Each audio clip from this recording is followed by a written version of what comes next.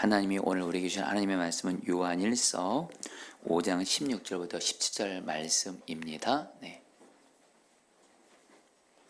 누구든지 어떤 교우가 죄를 짓는 것을 볼 때 그것이 죽음에 이르게 하는 죄가 아니면 하나님께 간구하십시오. 그리하면 하나님은 죽을 죄는 짓지 않은 그 사람들에게 생명을 주실 것입니다. 죽을 죄가 있습니다. 이 죄를 두고 간구하라고 하는 말이 아닙니다. 불의한 것은 모두 죄입니다. 그러나 죽음에 이르지 않는 죄도 있습니다.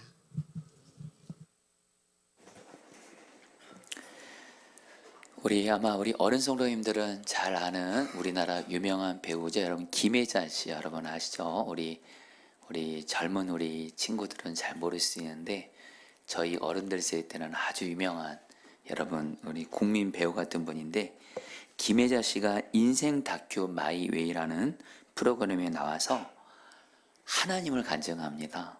근데 어떤 간증을 하냐면 자기가 예수님을 믿었어도 33년간 담배를 피웠대요. 자, 이 시간에 담배 피고 계신 분들 혹시 있다면 또 잘 들어보시기 바라겠습니다. 34년간 피웠던 담배를 하나님의 은혜로 끊게 된 것을 간증하시는 거예요. 이분 김혜자 씨는 연기 생활을 하면서 맡은 역할이 이해가 되지 않거나 또 고민이 될 때, 또 마음이 답답하고 스트레스 받을 때마다 담배를 통해서 이렇게 해결했대요. 담배가 바로 내가 힘들 때, 스트레스 받을 때 해결하는 길이었다는 거예요. 그러면서 담배를 핀 지가 34년을 피웠대요. 그런데 어느 날 갑자기 그렇게 좋아하던 담배를 피우는데 담배 맛이 다른 때와 다르게 정말 괴상하게 느껴지더래요. 그러면서 더 이상 못 필 것 같더래요.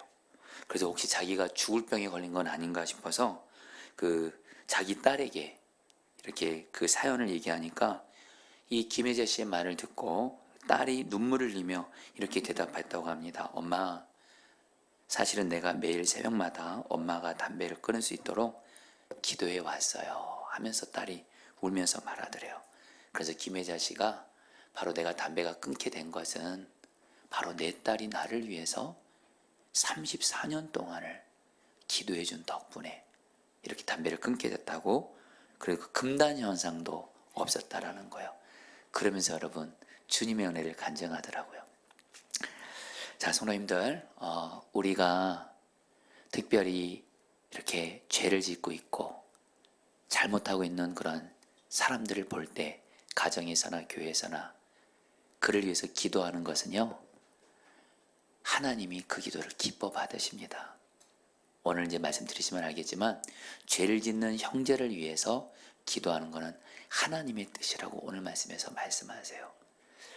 자, 성도님들 여기 들으시면서 혹여나 우리 성도 중에 목사님 꼭 담배 피는 게 또 죄일 수 있을까 이렇게 고민하시는 분도 있을 것 같아서 간단하게 말씀드려볼까 합니다. 여러분 성경적으로 두 가지만 나눠볼게요. 주님은 우리의 몸이 주님을 모시고 있는 성전이라고 말합니다. 그래서 주님을 모시는 거룩한 성전된 몸을 해롭게 하지 말고 더럽히지 말라 그래요. 근데 담배만큼 여러분 또 몸을 해롭게 하는 게 없잖아요. 그리고 우리가 힘들 때 우리가 제일 먼저 의지할 분은 누구시죠? 주님이세요. 근데 힘들 때 담배로 해결하는 건 담배가 우상이 된다는 겁니다.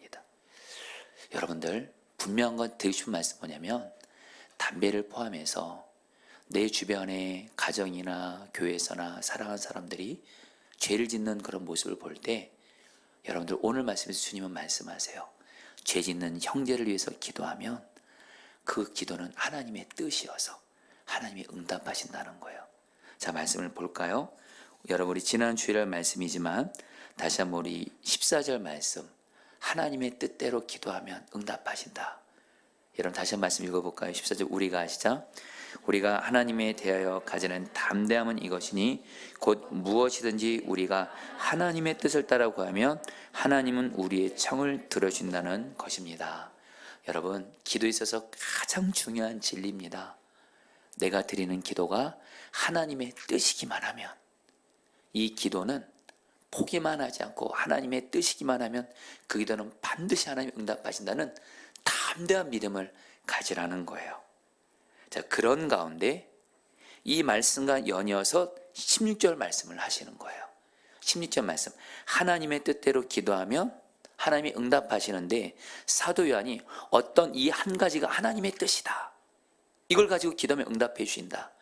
바로 그게 뭐예요? 죄를 짓는 형제를 위해서 기도하면 하나님이 응답하신다는 거예요. 16절 말씀 같이 읽겠습니다. 누구든지 시작.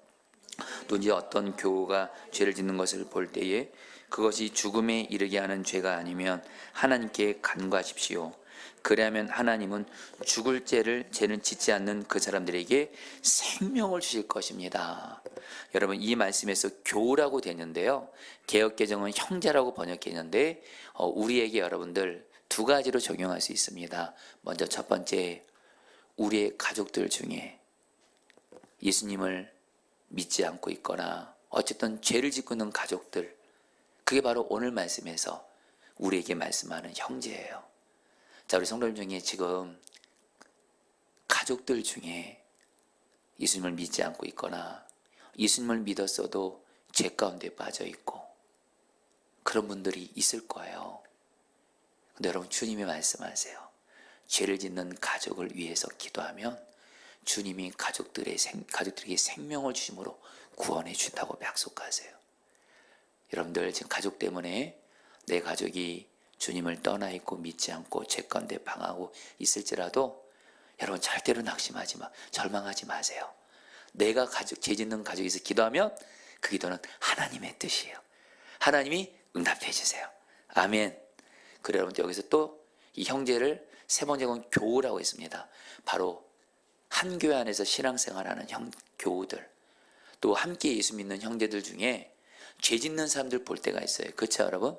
우리도 한 교회 안에서 신앙생활하면서 어떤 사람이 죄를 짓잖아요. 그럴 때 우리가 죄를 짓는 그 교우를 보면서 하나님께 기도하면 하나님이 그 기도를 하나님의 뜻이라고 받으시고 여러분, 죄를 짓는 교우에게 생명을 주심으로 구원해 주신다라는 거예요.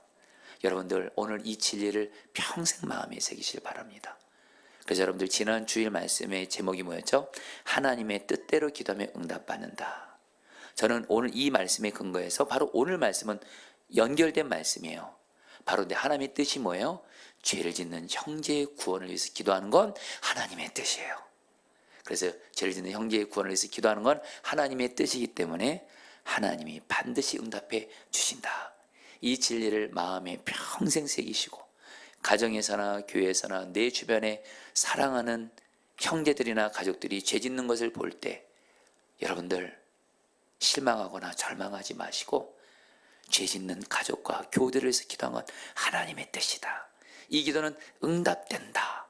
담대한 믿음을 가지고 기도하셔서 죄 짓는 형제들이 구원받는 것을 경험하게 되시기를 축복합니다.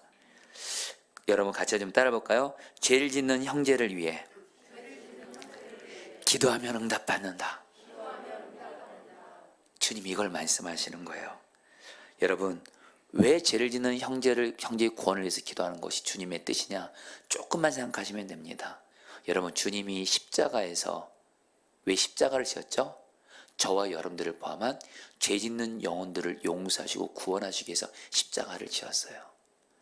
바로 죄 짓는 영혼들의 구원을 위해서 여러분들 기도하는 것은 그건 주님의 마음이고 주님의 뜻이에요. 그래서 여러분, 우리가 죄 짓는 영혼들을 보면서 여러분들 판단하고 정죄하지 마시고, 그러면 여러분 아무 유익 없습니다. 그런데 죄 짓는 영혼들을 볼 때 주님이 십자가에서 나를 포함해서 모든 영혼을 죄에서 구원하기 위해 십자가하셨지. 그런 주님을 바라보면서 주님, 죄 짓는 나의 가족 누구누구, 죄 짓는 교우 누구누구 주님 구원해 주세요. 이 기도를 드린다면 주님이 응답해 주시겠다는 거예요. 여러분, 그러면서 여러분, 예수님께서 실제로 여러분, 우리는 알죠? 베드로가 예수님을 3번이나 부인했어요. 심지어 예수님을 저주까지 했습니다. 그런데 예수님이 그 베드로를 향해서 어떻게 하셨죠? 여러분들, 누가복음 22장 31절에 32절, 시몬아 시몬아, 같이 읽겠습니다. 시작. 시몬아 시몬아, 보라, 사탄이 너를 밀가 하려고 요구하였으나 그러나 내가 너를 위하여 내 믿음이 떨어지지 않기를 기도하였노니 너는 돌이킨 후에 내 형제를 굳게 하라. 예수님이 마귀의 유혹에 넘어져서 예수님을 3번이나 부인한, 여러분 오늘날 말하면 배교한 겁니다. 근데 베드로를 위해서 예수님이 기도하셨어요. 그리고 기도를 하나님이 들으시고 베드로를 구원해 주셔서 우리 가운데 베드로는 회개하고 너무도 위대한 사도가 됐잖아요. 여러분들, 우리 예수님처럼 예수님의 마음을 가지고 죄 짓는 형제들 보면 당장 우리는 여러분, 우리 죄된 본성은 판단하게 돼요. 정죄하게 돼요. 실망하게 돼요. 절망하게 돼요. 그 마음 충분히 이해하지만 여러분, 우리는 오직 예수님의 마음으로 죄 짓는 형제를 볼 때 그의 구원을 위해서 기도하시기를 축복합니다. 그러면서 여러분, 우리 성경은 여러분 특별히 우리가 예수 믿지 않는 것이 죄라고 말씀하세요. 여러분, 성경은 말씀합니다. 예수 믿지 않는 것이 죄라고 말씀하세요. 주님의 가장 중요한 말씀 중에 하나가 바로 예수 믿는 거예요. 근데 여러분, 우리 가족 중에, 우리 주변에 있는 이들 중에 예수 믿지 않는 그런 분들이 있을 때가 있을 거예요. 그럴 때 여러분들, 예수 믿지 않는 그 가족, 형제를 볼 때 그의 구원을 위해서 기도하시라는 거예요. 그 기도는 하나님의 뜻이고 하나님이 응답하신다는 거예요. 오래전에 제가 나눈 기억으로 알지만 오늘 말씀과 연결되기 때문에 다시 좀 나눠봅니다. 여러분, 개그맨 조혜련 씨 아시나요? 여러분, 그 조혜련 씨가 여러분 지금 그 어떤 기독교 방송에서 이 조혜련 씨가 자기가 어떻게 예수님 믿게 됐는지를 간증한 내용을 제가 들은 적이 있어요. 조혜련 씨는 과거에 예수님을 믿지 않았을 뿐만 아니라 기독교에 대한 그런 반감이 심했다고 합니다. 그리고 그의 가족들은 일본 불교 계열 종파인 남묘호랑객교를 오랫동안 믿었어요. 완전히 여러분들, 그래서 그 조혜련 씨와 그 가족들은 국내 불교계 인사와도 가깝게 지냈대요. 그런 조혜련 씨에게 조혜련 씨가 예수님을 믿고 구원받기를 기도하고 전도한 사람이 있는데 같은 동료 개그맨인 이성미 씨라는 거예요. 이성미 씨가 조혜련 씨를 보면서 혜련아, 나는 너가 예수 믿고 구원받기를 기도하고 있어. 내 기도 수첩에 너의 이름이 있어. 그러니까 조혜련 씨가 그러더래요. 기도 명단에서 나를 빼 그러더래요. 나는 안 믿어 그러더래요. 그런데 한 번은 이성미 씨가 혜련아, 우리 교회 가서 한 번만 꼭 예배 드리자. 언니의 간절한 소원이야. 그러니까 조혜련 씨가 교회를 간 거예요. 그러니까 이성미 씨가 너무 감격한 거예요. 여러분, 사실 우리도 우리 주변에 저 사람이 꼭 예수 믿었으면 하는 사람이 교회 오면 그렇게 감격하잖아요. 이 교회 나온 조혜련 씨가 교회 나오니까 이성미 씨가 너무 감동받아서 그 앞에 나와서 그 교회가 연예인 교회를 알고 있었습니다. 여러분, 오늘 우리 혜련이가 우리 교회 왔어요 하면서 이성민 씨가 감격해서 우니까 순간 조혜련 씨가 처음 교회 나왔는데 사람들이 자기를 주목하는 게 너무 당황스러워서 그만 그 교회 예배장으로 뛰쳐나갔대요. 그리고 나서 그 이후로 이성민 씨와 관계를 단절했다고 합니다. 그리고 나서 어느 시간이 지나서 중국에서 지금의 남편을 만나게 됐고 조혜련 씨는 남편을 통해서 전도를 받고 예수님을 영접하게 되고 교회에 등록하게 돼요. 이 조혜련 씨가 교회 등록하고 나서 제일 먼저 생각난 사람이 자기를 위해서 기도해준 이성미가 생각이 나서 전화를 했대요. 언니, 나 오늘 예수 믿고 교회 등록했어. 그러니까 이성미 씨가 너무 감격해서 울면서 야, 너 진짜 예수 믿고 교회 등록했어. 그러니까 나 예수 믿고 교회 등록했어 하면서 서로 같이 울더래요. 그러면서 이성미 씨가 조혜련 씨에게 이렇게 말하더래. 혜련아, 솔직히 말하면 나 기도하다가 네 이름 빼려고 했어. 그런데 혜련아, 네가 예수 믿었으면 안 믿을 사람이 없어. 너가 되면 다 돼. 하면서 예수 믿게 됐고요. 여러분, 조혜련 씨에게 어떤 일이 생긴 줄 아세요? 예수 믿고 나서 조혜련 씨에게 하나님이 성경을 사랑하는 은혜를 주어서 성경을 여러분들 수없이 읽게 됩니다. 백독을 하고 그러면서 단순히 지식을 얻기 위해서가 아니라 주님을 알기 위해서. 그래서 여러분, 지금 조혜련 씨가요, 자기의 엄마 가족들 전도하고요, 그리고 지금 여러분 어떤 기독교 방송에서 50쇼라는 성경을 구약과 신약에 걸쳐서 가르치는데 제가 들어봤거든요. 저보다 더 잘 가르치시는 것 같아요. 지금은 여러분 정말 말씀을 가르치는데 얼마나 강력하게 쓰임받고 있는지 몰라요. 성도님들, 죄를 짓는 형제를 위해서 드리는 기도 하나님이 응답해 주십니다.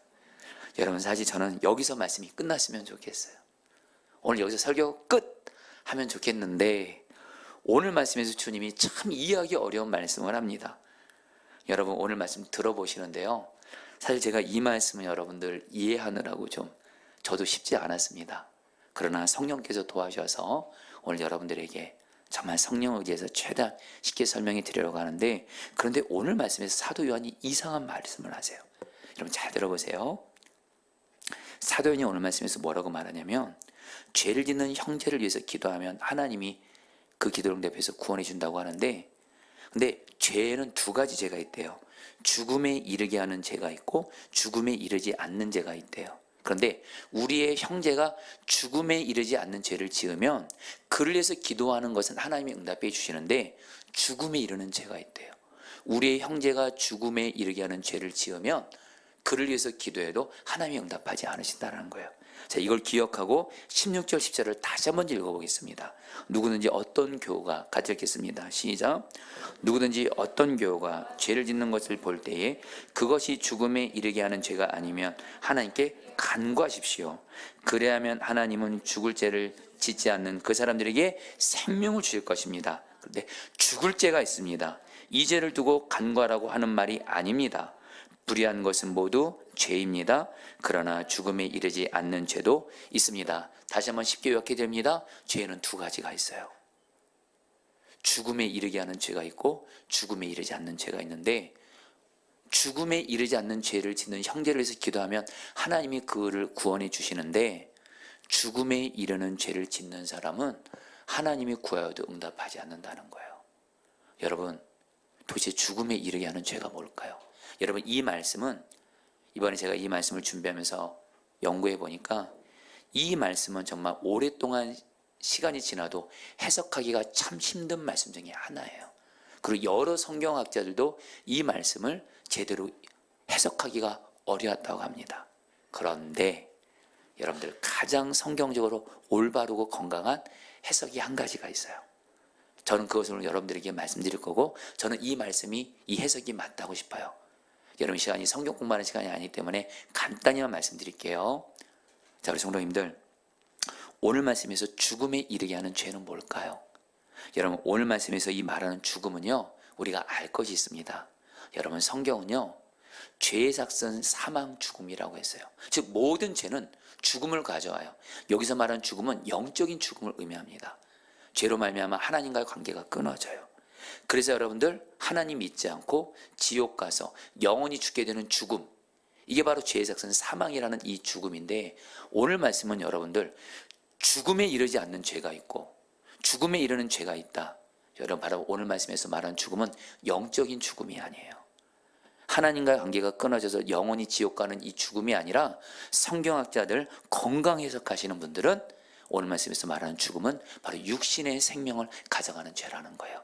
자, 여러분들 쉽게 말씀드리겠습니다. 성도님들, 우리가 짓는 죄 중에요, 그 죄로 인해서 하나님이 어떤 때는 그 죄로 인해서 우리가 계속 그 죄 가운데 있지 않게 하시려고 어떤 우리가 알지 못한 하나님의 선한 때 있어서 그 사람의 생명을 걷어가실 때가 있어요. 그런 죄가 있다라는 거예요. 그런 죄는 여러분 우리가 기도해도 여러분들 하나님이 그 생명을 여러분 걷어가시는 거 받아들여야 된다는 거예요. 여러분 성경적인 거 조금만 나눠볼게요. 고린도서를 보게 되면 고린도 교회 신앙생활하면서 남모르게 음란죄에 빠지고 간음을 범하고 창녀들에게 드나들다가 죽임을 당한 성도들이 있었어요. 또 어떤 사람은요, 성찬할 때 마음대로 죄짓고 나서 성찬에 참여했다가 병들어서 죽게 된 사람이 있다 그래요. 이 외에도 여러분 성경을 보면요, 하나님 앞에 심각한 죄를 져서 하나님께서 그 영혼은 구원하시려고 죄를 그치시려고 그 사람이 육신의 생명을 여러분 가져가실 때가 있어요. 여러분 이러한 사례는 오늘날에도 여러분 사실 얼마든지 볼 수가 있어요. 여러분 제가 간단하게만 나누면, 제가 잘 아는 어떤 목사님 부부가 계세요. 이 목사님 부부에게 딸이 있는데 이 따님이 그 사모가 되셨어요. 어떤 목사님과 결혼해서. 그런데 문제가 생겼어요. 이 따님이 되는 이 아내 사모님이 이 남편 목사님이 이 아내가 되는 따님 사모님을 너무도 힘들게 하고 괴롭히는 거예요. 그리고 또 어떤 죄를 이렇게 행했던 것 같아요. 근데 저는 그것이 어떤 것인지는 모릅니다. 저도 얘기는 직접 들었지만 그 부모님 되는 그 목사님 부부에게. 그런데 어느 날 이 딸이 되는 아내 사모님이 부모님이 목사님 부부에게 말합니다. 아빠, 엄마, 나 더 이상 이 남편과 살 수 없어요. 도저히 못 살다 이혼하고 싶어요. 나 어떻게 해야 돼요? 이렇게 절규하더래요. 그러니까 이 목사님 부부가 이걸 가지고 작정하며 금식 기도를 합니다. 그리고 나서 며칠이 지났는데 어떤 일이 생겼냐? 갑자기 남편 목사님의 생명을 하나님이 가져가신 거예요. 여러분, 조심스럽지만요, 저는 성경에 있는 말씀을 여러분에게 전해야 되기 때문에, 여러분, 그렇다고 우리가 좀 알아야 될 것이 있습니다. 예수 믿는 사람이 죄를 짓다가 하나님이 그 사람의 생명을, 육신의 생명을 가져갈 수 있다는 거예요. 그러나 우리가 알아야 할 건 뭐냐면, 그렇다고 그 사람이 영적으로 구원받지 못했다고 단정해서는 안 된다는 거예요. 고린도서를 보게 되면 5장 5절에 보면 아까 말씀드린 대로 음행에 빠지거나 성찬을 막는 데의 한 자를 하나님이 마귀에게 내주심으로 그의 육신의 생명은 죽게 하시나 그의 영혼은 구원하게 하신다, 이렇게 말씀하세요. 고린도서 5장 5절 말씀, 여러분 같이 읽을까요? 이런 자를 사탄에게, 시작. 이런 자를 사탄에게 내주었으니 이는 육신은 멸하고 영은 주 예수의 날에 구원을 받게 하려 함이라. 그러므로 여러분, 어떤 이가 죄를 짓고 목숨을 잃었다고 해서 그 사람이 지옥 갔다고 우리는 함부로 말해서는 안 돼요. 그 사람이 진정 주님 앞에서 예수를 믿었다면 그 영혼은 구원받는 거예요. 자, 근데 중요한 건 여러분들, 결국에는 여러분 오늘 말씀에서 중요한 핵심 진리는 뭐냐? 여러분 이거를 꼭 기억하면 좋겠어요. 죄를 짓는 형제를 볼 때 우리가 그를 위해서 기도를 해야 된다는 거예요. 그 형제가 죽음에 이르는 죄를 짓든지 죽음에 이르지 않는 죄를 짓든지 그걸 판단할 능력은 저 여러분들에게 없다라는 거예요. 오직 하나님만이 아시는 거예요. 그래서 우리가 할 일은 뭐예요? 죄를 짓는 형제를 보면 주님의 마음으로 그를 구원을 위해서, 그의 구원을 위해서 기도하시라는 거예요. 그러면 분명 한 가지, 주님은 나에게 가장 좋게 하나님의 뜻을 따라 죄를 짓는 형제를 구원해 주므로 응답해 주시는 줄 믿습니다. 아멘이세요? 그래서 여러분들에게 이것도 좀 말씀드리고 싶어요. 여러분, 우리가 어떤 죄를 짓는 형제를 위해서 기도할 때 하나님은 일반적으로 우리에게 계속 기도하라고 인도하십니다. 그것이 하나님의 뜻이기 때문에. 그러면서 하나님께서 우리에게 성경을 통해서 계속 말씀을 주세요. 그래서 여러분, 성경 말씀을 가까이 하는 게 그렇게 해서 중요해요. 성경 말씀을 묵상하면서 나아가잖아요. 일반적으로 하나님께서 성경 말씀을 통해서 내 주변에 죄 짓는 형제의 구원을 위해서 포기하지 말고 계속 기도하라 말씀을 주세요. 그 말씀의 은혜를 힘입어서 우리가 기도하잖아요. 그러면 하나님께서는 분명한 건 뭐예요? 우리가 죄를 짓는 그 형제에서 기도하면 하나님은 그 기도를 응답해 준다는 거예요. 여러분, 그 중세기 때 이탈리아의 밀라노의 한 교회당에서 있었던 일이에요. 어느 날 예배 시간도 아닌데 한 여자 성도가 교회당에 들어와서 통곡하면서 울면서 기도하는 거예요. 10분, 20분, 30분이 지나도 이 통곡 소리가 멈추지 않아요. 그때 그 교회를 담임했던 암브로스라는 목사님이 이 여자 성도에게 묻습니다. 성도님, 무슨 어려운 일이 있으세요? 그러니까 이 여자 성도가 암브로스 목사님에게 이렇게 말했다고 해요. 목사님, 내 아들이 이단에 빠졌어요. 어떻게 하면 좋아요? 하면서 우시는 거예요. 그때 암브로스 목사님이 이 여자 성도에게 역사에 남을 만한 위대한 말 한마디를 남깁니다. 성도님, 걱정 마세요. 기도하는 부모의 자식은 결코 망하지 않습니다. 이 여자 성도는 암브로스 목사님이 하신 말씀을 붙들고 자식을 위한 기도를 결코 포기하지 않고 합니다. 바로 이 여인이 누구냐면 우리가 너무도 잘 아는 기독교 역사에서, 교회 역사에서 하나님께 가장 귀하게 쓰임받았다고 하는 성 어거스틴의 어머니 모니카의 이야기예요. 어거스틴은 어려서부터 신앙교육은 받았지만 10대 후반부터 하나님을 믿지 않고 하나님을 떠났다고 합니다. 그리고 그 당시 유행하던 이단인 마니교에 빠져서 이 마니교 광신도가 됐습니다. 그런 가운데 이 어거스틴은 청년 때 많은 여인들과 성적으로 부적절한 죄를 지으면서 사생아까지 낳는 그런 청년기를 보내요. 그러던 어느 날 이 어거스틴이 폐결핵에 걸리게 됩니다. 중증 환자가 되어 숨도 제대로 쉬지 못하게 될 때, 그러면서 30살도 안 된 나이에 죽음을 앞에 놓이게 됩니다. 이때 그런 어거스틴을 위해서 어머니 모니카는 계속 기도합니다. 28년 동안을. 그리고 결국 하나님의 때가 돼서 이 어거스틴은 회개하고 주님께 돌아왔고요. 앞서 말씀드린 교회 역사에서 하나님의 가장 귀하게 쓰임받은 위인 중에 한 사람이 돼요. 여러분들, 어거스틴이 쓴 유명한 책이 있거든요. 고백록이라는 그 책에서 그의 어머니 모니카를 회상하면서 이렇게 말합니다. 하나님이여, 우리 어머니는 당신의 신실한 여종이었습니다. 그 여종은 보통 어머니들이 죽은 자식의 시신 앞에서 우는 것보다 나를 위해 더 울었습니다. 당신은 내 어머니의 기도를 들으시고 그 눈물을 멸시치 않으셨습니다. 성도님들, 오늘 말씀 여러분 들으면서 좀 중간에 여러분들 좀 어려운 얘기 있지만 이거 하나는 기억하시면 좋을 것 같아요. 죄를 짓는 형제를 위한 기도, 하나님이 반드시 하나님의 뜻대로 응답해 주세요. 포기만 하지 마세요. 포기만 하지 마세요. 포기만 하지 마세요. 근데 여러분, 우리는 연약해서 죄를 범한 내 가족들, 형제들 변하지 않으면 낙심되잖아요. 그래서 성령님이 우리 안에 오신 거예요. 여러분, 성령님이 우리 안에 오셔서 하신 일이 뭔지 아세요? 하나님의 뜻대로 기도할 수 있도록 계속 도와주세요. 로마서 5장 26절 27절 말씀, 이와 같이 성령도, 같이 읽겠습니다. 시작. 같이 성령도 우리 연약함을 도우시나니 우리는 마땅히 기도할 바를 알지 못하나 오직 성령이 말할 수 없는 탄식으로 우리를 위하여 친히 간구하시느니라. 마음을 살피시는 이가 성령의 생각을 하시나니 이는 성령이 하나님의 뜻대로 성도를 위하여 간구하심이니라. 우리는 연약해서 끝까지 기도 못해요. 그러나 성령께서 우리를 도와주시면 우리는 하나님의 뜻대로 죄를 범한 형제들에서 끝까지 기도할 수 있고요. 그리고 하나님의 때에 죄 짓는 나의 가족들, 형제들 구원해 주신 줄 믿습니다. 이제 오늘 말씀을 마무리하면서 오늘 말씀을 주와 동행하면서 귀하게 순종했던 증인이 누가 있을까? 우리 지난주에 어떤 영상을 보다가 그분을 찾았어요. 바로 한국교회에서 귀하게 쓰임받았던 이재철 목사님의 아내 사모님이신 정혜주 사모님이신데요.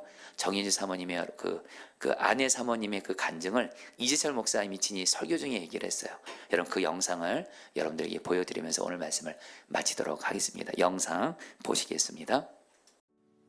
아마도 제 처는 제가 믿음 좋은 집사라고 생각하고 결혼했을 거예요. 매일 술독에 빠져 살았습니다. 매일 술 취해서 늦게 들어갔습니다. 그러다가 어쩌다가 빨리 들어가면 여기도 다 그런 경험이 있는 남자분들 계시죠. 빨리 들어가면 누구하고 빨리 들어가요? 술 친구들 데리고 가는 거죠. 제 처는 대학에서 성악을 전공했습니다. 술집에서 술을 먹다가 괜히 객기를 한 번씩 부리고 싶으면 제 처를 술집으로 오게 해서 노래를 시켰습니다.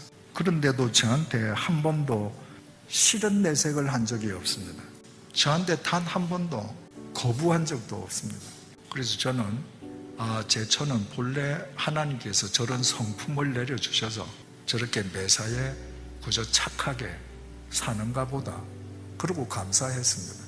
1984년 8월 2일 새벽 2시에 그날도 제가 꼭지가 돌도록 술을 먹고 아파트로 들어가는데 그날 우연히 제가 제 주머니에 손을 넣었습니다. 주머니에 손을 넣었는데 저희 집 아파트 열쇠가 손에 잡힌 거예요. 저는 술을 먹고 아무리 늦게 집에 들어가도 꼭 벨을 눌렀습니다. 왜냐하면 제가 벨을 눌러야 제 처가 깨서 저녁 밥상을 차려주거든요. 저는 술집에서 아무리 술안주를 많이 먹어도 밥대가 따로 있었습니다. 그래서 집에 가서 밥을 먹지 않으면 배가 고파서 잠이 안 왔습니다. 늘 새벽 1시든 2시든 벨을 눌렀습니다.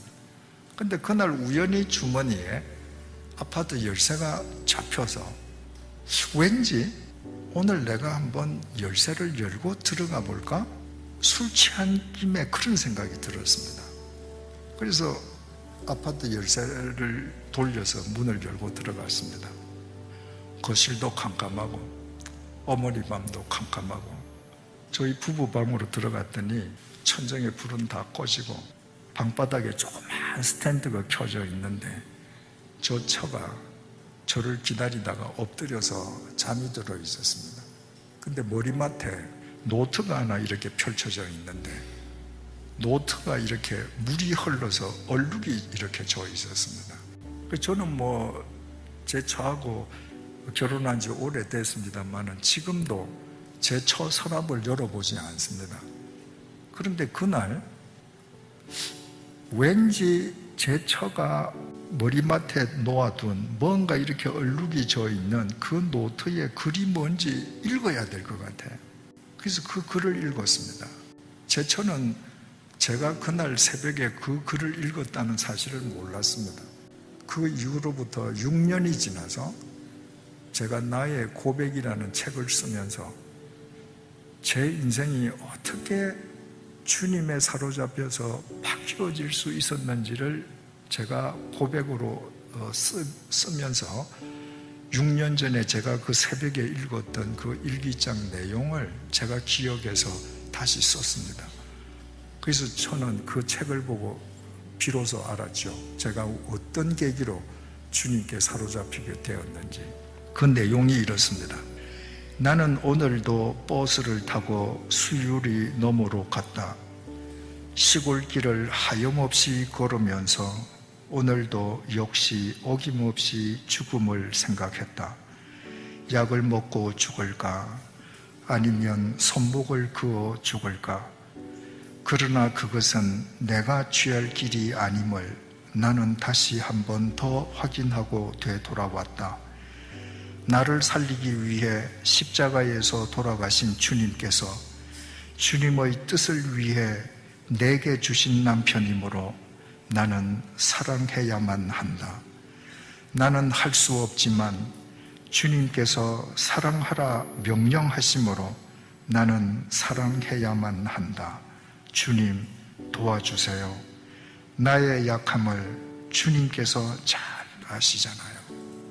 제가 이 글을 읽는데 제 마음과 귀에서 북소리가 쿵쿵 울리는데 제가 이 세상에 태어나서 그렇게 큰 북소리를 들어본 적이 없습니다.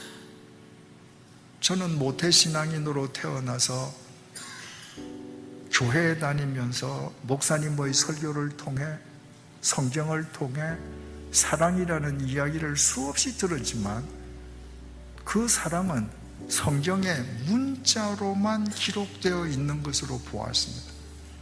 그 사랑을 실천하는 사람을 저는 그동안 본 적이 없기 때문입니다. 그런데 제 처는 천사가 아니었습니다.